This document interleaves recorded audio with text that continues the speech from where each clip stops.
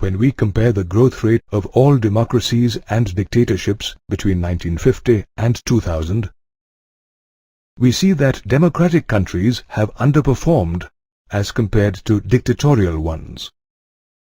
However, when it comes to less developed countries, the difference between dictatorships and democracies is negligible. Along with good governance, we also expect democracies to create economic growth and development. While democracy does not guarantee economic development, we can expect democratic countries to speed up their economic development measures. Did you know India is the 12th largest economy in the world by market exchange rates? By 2008, India had established itself as the world's second fastest growing major economy. More than development, we expect democracies to reduce poverty and economic inequality.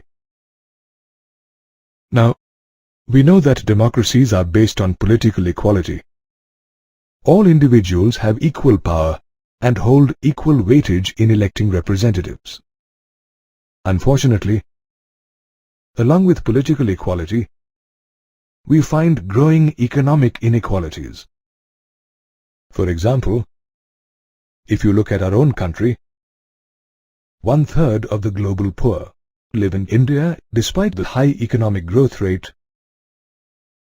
Did you know Tanzania is the 3rd biggest gold producer in Africa, with decent economic growth? Yet, the country remains one of the poorest in the world.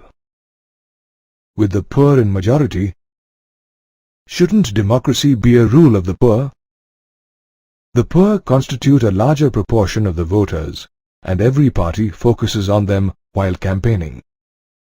Yet, the democratically elected members do not address the problems of the poor, contrary to what one expects them to do.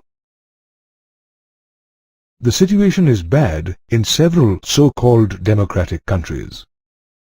More than half of the population in Bangladesh lives in poverty. People in several countries depend upon the rich countries even for their food supplies. On the whole, we can conclude that though democracies cannot remove inequality completely, we can minimize the degree of disparity by progressive planning.